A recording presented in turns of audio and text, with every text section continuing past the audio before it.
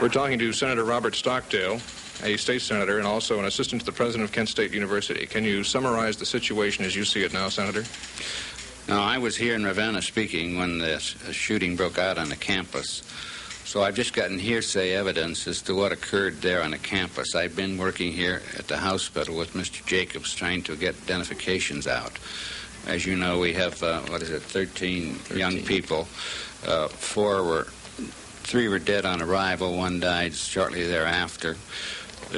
These are all students or non-guard personnel. I don't know whether they're all students yet. The 2 guard personnel were not injured by gunshot. These are other problems, possibly shock. Senator, what's your reaction to the guard using gunfire to put down a campus demonstration? Well, naturally, the civilian authorities were quite discouraged that this had to be turned over to the National Guard. We all hated that very much. None of us like it. But I think it was a collective judgment, especially on the part of the governor. But there was no choice in the interest of saving lives. What kind of precedent do you feel this might set in Ohio campus history? I think, Senator, that the Guard was justified in being called out in the first place. I was of that opinion. I was in on some of the early discussions wherein we leaned over backwards to attempt to keep the Guard out of the picture. We set up standards as to when they would be called. They were called really as a necessity to save life. Local authority could no longer cope with the situation, and the situation had to be stabilized, other than I would assure that the tragic deaths and injuries we now know would have been multiplied several times. Our big problem is that of deceleration, of when the Guard can go out, and then after it does, what helps to heal slowly but with enough stability to ensure protection of life and property. Mr. Jacobs, what's your first name? Paul. All right. You ready? Yeah, 1 sec. Okay. All right, this is Mr. Paul Jacobs, administrator of Robinson Memorial Hospital here in Ravenna. Can you summarize the situation in your hospital, Mr. Jacobs? Well, we received a call about 1:45 stating that there are ambulances on their way to the hospital with casualties from Kent. We immediately mobilized our hospital for a disaster. We have a plan for that. And we did call in necessary physicians. Personnel, of course, was here. And I think our crew did a magnificent job in handling the casualties. I think the medical staff and their response, the response of our personnel who are not accustomed to this type of casualty responded very well. We cleared our emergency room very well. The patients are being cared for, and we hope that this does not happen again. We have some second thoughts about this. No one wants to go through this experience, and I hope that we do not have to go through it again. Naming names, Mr. Jacobs, can you describe some of the conditions of these students that you have in? Well, 3 were dead on arrival. 1 died after arrival.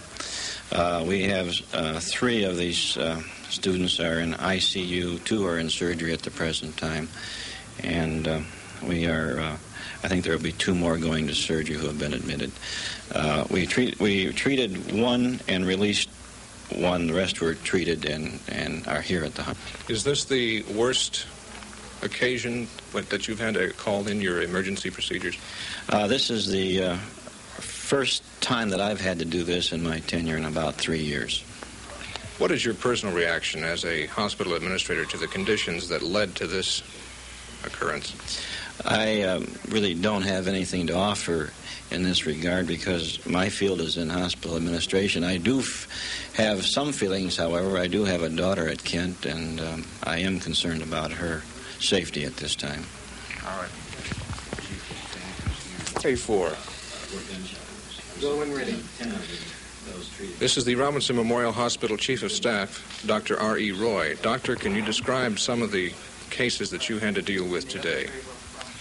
Well, we were, of course, alerted to this happening, and the particularly the surgeons on our staff, were called in to work in the emergency room.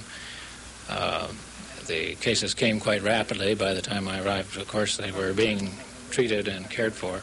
We did have the casualties that Mr. Jacobs mentioned, the deaths, 3 who were already dead, and the one boy who was quite seriously wounded and died shortly after admission, despite the treatment that we were attempting to give.